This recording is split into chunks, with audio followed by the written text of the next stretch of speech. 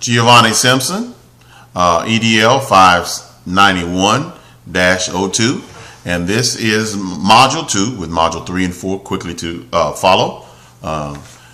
And this week what we're dealing with is power, privilege, and marginalization of felons.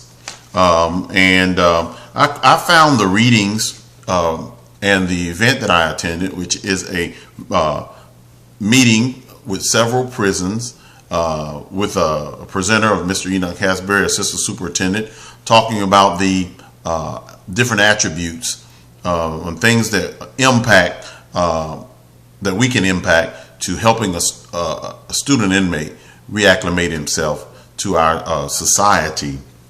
And first point I want to deal with is a point that came from the reading, and it talks about stereotypical labeling, and it also talks about, the first point is that we have to learn now as a society that it's not just race and physical characteristics, but other aspects of our identity that are marginalized now. We can't leave things in black and white anymore.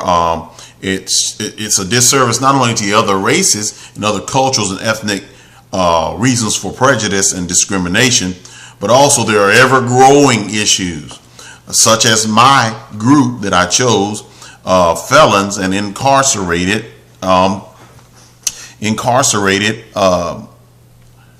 students who are re-entering into our society from prison.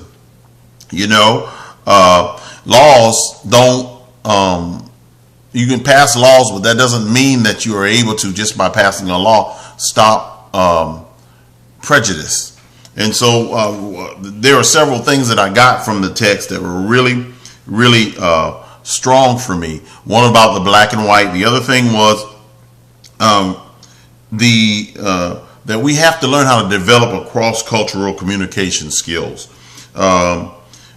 Because when people aren't what we expect them to be, it's easy for us to label them.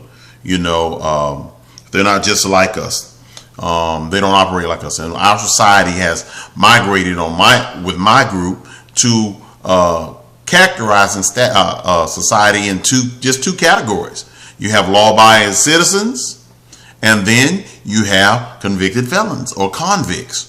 And what happens when you become a convict is there's an interesting dynamic that is introduced that I think is not introduced with any other marginalized group. It now becomes just and legal, and I'll re-emphasize that first word, just, to take rights away from you. Your right to freedom is removed. You are put in prison. Even your life could be taken based on what you've done, but your right to vote as a convicted felon, it is removed. There's your right to equal access, your right to equal privileges that American citizens have, they are removed. And it's just to do that.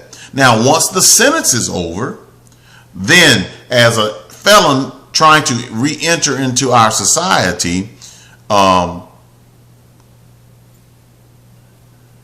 do you reacclimate or reacquire the rights that were formerly of a citizen that you had, and operate and engage in all of the facets of society that allow you to pursue life, liberty, and happiness? You still have to engage in those societies. You still have to get employment. You still have to provide for yourself. The greatest mitigating factor to recidivism is employment and an ability to sustain oneself. That causes crime, stealing, and all those things, those factors, those pressures from that also cause those factors that cause recidivism.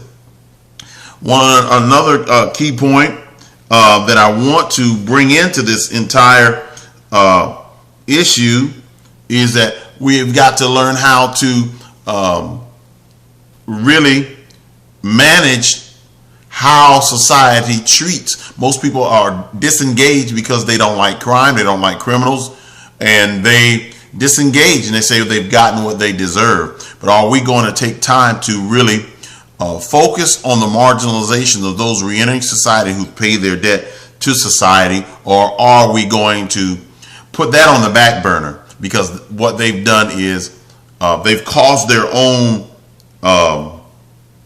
issues in that area. And so these points are really what allowed for me. I interviewed Mr.